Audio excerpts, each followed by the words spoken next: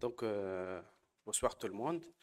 Je tiens tout d'abord donc à remercier Madame la Présidente, Dr. Lejdan, ainsi que le professeur Bosfeha, de m'avoir invité pour partager avec vous donc cette présentation. C'est toujours une énorme joie et de plaisir d'être parmi vous. Donc, mon sujet est intitulé donc les cytopénies auto-immunes, qui sont donc les clés pour étiqueter ou identifier un déficit immunitaire au cours de l'évolution des cytopénies auto-immunes. Bien. Donc, pour définir d'abord quels sont donc les cytopénies auto-immunes, c'est une structure immunologique des éléments figurés de sang par un mécanisme immunologique, et ceci donc peut intéresser donc la lignée érythrocytaire, et c'est l'anémie hémolytique auto-immune, ou bien donc intéresser les plaquettes, c'est ce qu'on appelle le PTI, ou bien donc le purpura thrombophilique immunologique, ou intéresser donc les neutrophiles, et c'est la neutropénie auto-immune. Parfois, il s'agit d'une association de plusieurs lignées, et nous sommes dans le syndrome d'Evans, qui est une association le plus souvent d'une anémie hémolytique auto-immune ainsi qu'une thrombopénie auto-immune. Donc, pour un bref rappel pour donc, de PTI, c'est un diagnostic d'élimination, comme vous le savez. Et quand on dit un diagnostic d'exclusion, la différence entre le PTI et l'anémie hémolytique auto-immune en matière de mécanisme auto-humain, c'est que donc, le mécanisme auto-humain dans le cadre de PTI, il est posé après avoir éliminé un certain nombre de choses, contrairement à l'anémie hémolytique auto-immune, où il y a une anémie hémolytique plus un test de Coombs qui est positif. Donc, ce sont des enfants qui viennent donc pour le PTI, donc des enfants qui ont un bon état général avec un syndrome hémorragique qui est fait des syndromes hémorragiques cutanéo-muqueux, purpura, des pétichis ou des bulles hémorragiques avec conservation de l'état général, sans syndrome tumoral. Et dans ces enfants-là, quand le bilan initial qu'on fait, donc on trouve donc une thrombopénie qui est isolée. Et si j'attire l'attention, donc toujours de faire avec donc le frottis sanguin. On a tout à l'heure parlé de l'hémogramme en matière de déficit immunitaire. Le frottis sanguin a toute son importance, non pas seulement pour la lignée plaquettaire, mais il faut véritablement donc regarder les autres morphologies des cellules. Et pour les plaquettes, c'est vrai, donc c'est un PTI, mais c'est un PTI avec la taille des plaquettes qui sont normales, avec des plaquettes qui sont géantes, ou bien ce sont une thrombopénie avec des microplaquettes qui peuvent aider au diagnostic. Et donc, il faut faire un petit bilan d'élimination, notamment donc la sérologie de l'hépatite C, l'HIV, les anticorps antinucléaires, et doser le dosage pondéral des immunoglobulines IgG, IgA et IgM dans deux visions. La première, c'est que si on veut opter pour un traitement immunoglobuline, on aura un taux basal des IgG, mais aussi, si jamais on peut tomber sur donc, un déficit immunitaire. Pour donc la recherche des anticorps antiplaquettes n'est pas recommandée, et ça se fait par la méthode de MUPA.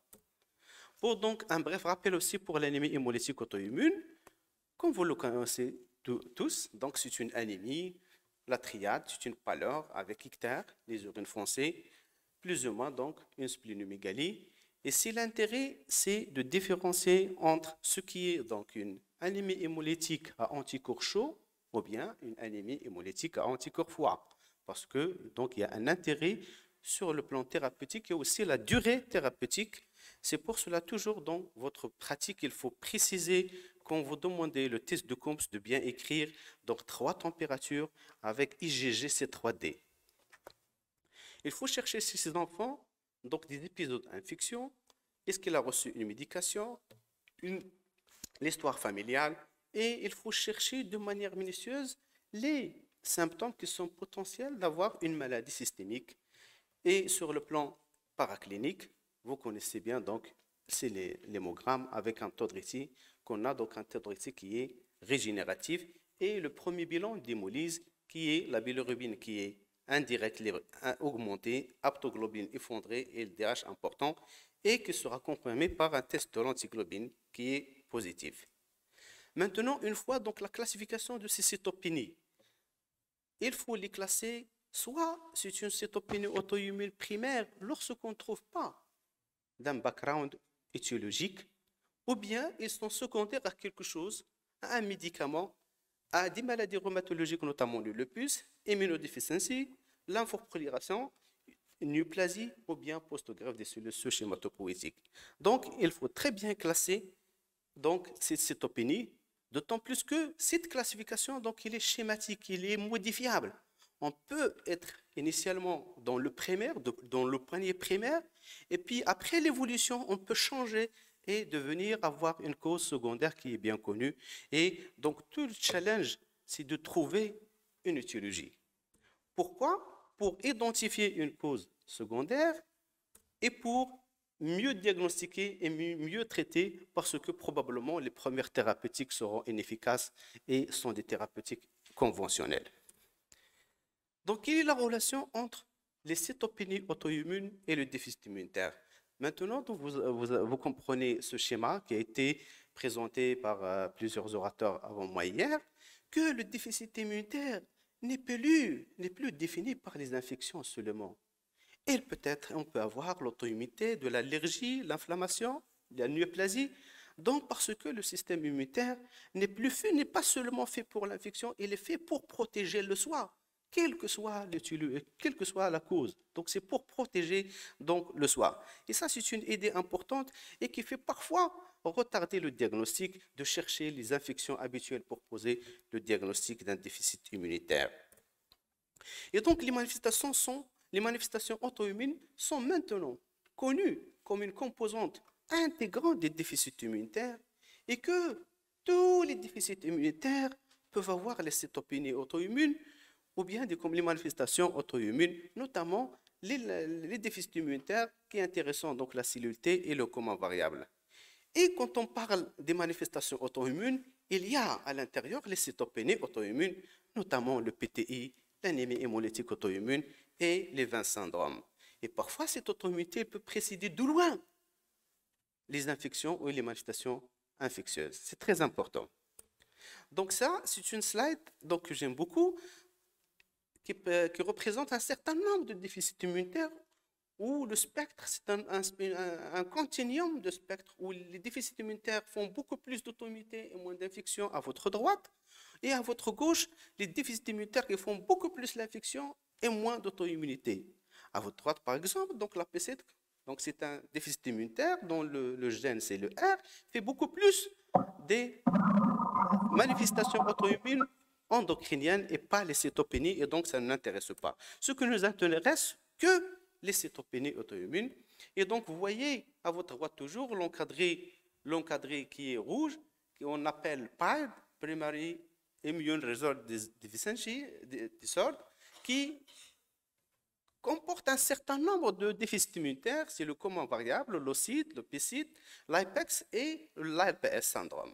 Ces syndromes-là font beaucoup plus d'auto-immunité et moins d'infection, et donc on peut avoir un retard diagnostique. Et votre gauche, c'est les SCID, le breton, ainsi de suite, donc ils font beaucoup plus d'infections, et donc ces diagnostics-là sont connus par leur étiquette, par leur infection, et donc le diagnostic, ils font aussi les cytopénies auto-immunes, donc ils ne posent pas le problème de diagnostic de cytopénie. Et donc, cette double casquette, cette double façade, soit une cytopénie que l'hématologiste suit au début et puis devient un déficit immunitaire, soit un déficit immunitaire qui est déjà connu, qui peut comprendre par la suite donc une cytopénie auto-immune. Les cytopénies auto-immunes, elles sont 120 fois plus importantes par rapport à la population générale. Et si on prend par exemple l'exemple d'un ALP syndrome, à lui seul, 80%, il y a des manifestations auto-immunes, notamment l'anémie hémolytique auto-immune et le PT dans 50%. Dans le coma variable, on a aussi 11% de PTI. Dans la présentation d'hier de Kannenberg, Fram et ESA, il a parlé de 56% de cytopénie auto-immune en matière de coma variable. Qu'est-ce que c'est qu'un ALPS, syndrome lymphoprolifératif auto-immun? C'est une maladie génétique qui est responsable d'une lymphoprolifération. Ce sont des enfants qui viennent avec des adénopathies profondes, importantes, chroniques, avec splénomégalie et hépatomégalie, mais qui sont bénignes et chroniques avec des cytopénies. Et généralement, on retarde le diagnostic parce qu'on pense beaucoup plus au tumoral alors que ce sont bénignes et que sont donc le problème, elle est dans la voie face ligand, soit que la mutation face, la molécule face n'existe pas, ou bien donc c'est la voie des casse-passe, notamment la casse-passe 8 ou 10, qui est absente, qui ne fonctionne pas, et donc on n'a pas cette apoptose. Cette apoptose qui est normalement pour un lymphocyte bien activé dans l'hémiostasie lymphocytaire, une fois accompli sa mission, il doit être apoptotique. Mais s'il n'est plus apoptotique, donc à l'inverse, on a une lymphoprolifération qui vous explique l'hépatosplénomégalie et les adénopathies que vous avez. Donc à travers ce papier, donc, je vous montre le syndrome d'Evans. Il est associé à un background génétique dans 65% des cas. Donc, 80% de patients, nous avons 52 sur 80, ce qui fait au moins 65% des syndromes d'Evans pédiatriques sont déterminés génétiquement. Et en plus, que ces mutations, ce sont des mutations qui sont bien connues dans les déficits immunitaires. Regardez, donc 6 pour donc, la LPS, 8 pour CTLA4 et 4 LRBA. Et donc, ce sont des pathologies monogéniques qui sont identifiées à travers le suivi d'un syndrome d'Evans en hématologie. Là aussi, donc, un autre papier qui parle de syndrome d'Evans ou de l'évolution, surtout lorsqu'il y a multiliés, ça veut dire atteinte de plusieurs lignées. Sur 40%, nous avons 9 sur 40, il y a une histoire familiale d'auto-immunité. 24 sur 40, il y a des anomalies immunologiques. 27 sur 40, c'est une lymphoprolifération. Et on a aussi les critères rassemblés de l'ALPS, 17 sur 40, avec 45% des défects génétiques qui ont été retrouvés. Et ces défects génétiques, ce sont des défects qu'on retrouve dans les déficits immunitaires. Et maintenant, donc, quand est-ce qu'il est justifiable? Quand est-ce qu'il est justifié de pousser le diagnostic et d'étendre le bilan au cours de notre évolution des cytopénies? Lorsque on a une auto-immunité qui vient donc précocement avec l'âge, lorsque nous avons une cytopénie chronique multilignée, lorsque nous avons une histoire familiale suggestive d'un déficit immunitaire, ou au cours de l'évolution, il y a apparition d'autres symptômes qui sont suggestifs de déficit immunitaire, soit nous avons un problème de dysrégulation comme la lymphoprolifération, la LPS, ou bien sévère, et quand il ne répond pas aux thérapeutiques conventionnelles que vous donnez, corticothérapie par exemple, ou immunoglobuline. Quand on pousse le bilan, c'est généralement donc on fait le dosage pondéral des immunoglobulines, IgG, IgA, IgM, les cytokines IgE, les tests fonctionnels lymphocytaires, et aussi donc les sous-populations lymphocytaires, et rechercher aussi donc les double T négatifs en plus de ce que se fait. On peut rechercher la réponse vaccinale et on peut même aller vers l'étude génomique ou l'exemple pour étudier donc la cause sous-jacente. Donc, quel est l'intérêt d'identifier un déficit immunitaire au cours de l'évolution de cytopénie?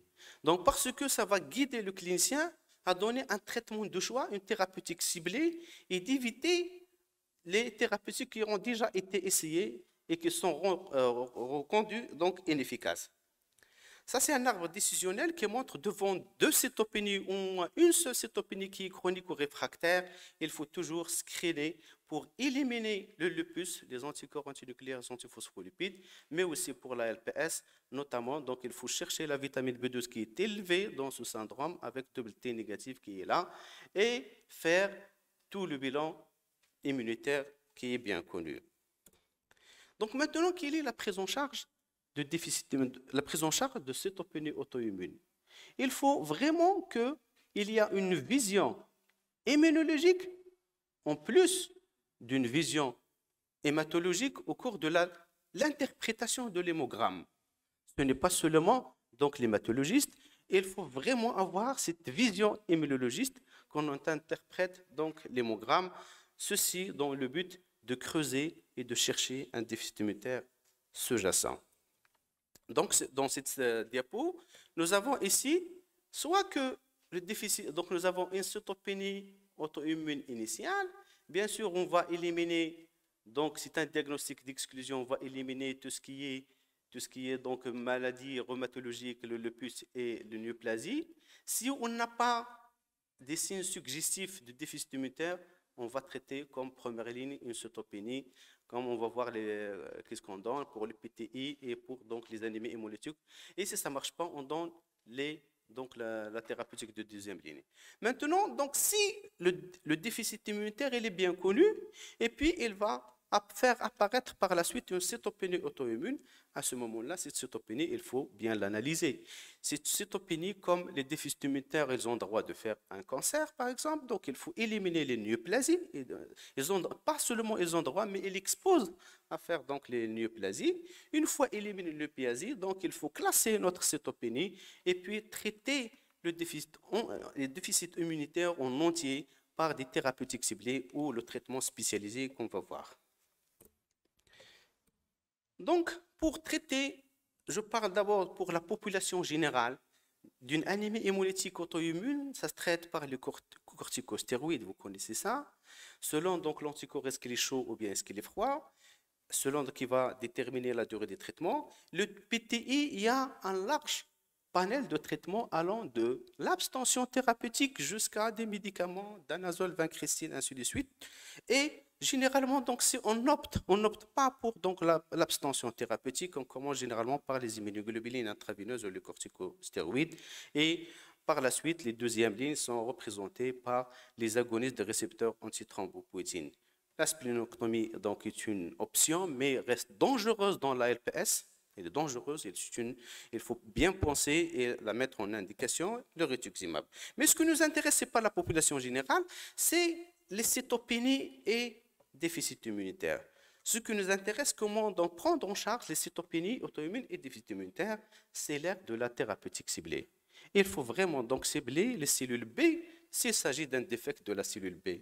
Il faut cibler la cellule T s'il s'agit d'un défect de la cellule T. Et parfois, il y en a des indications où il faut reconstituer la moelle, ça veut dire que c'est la greffe des cellules souches hématopoïétiques.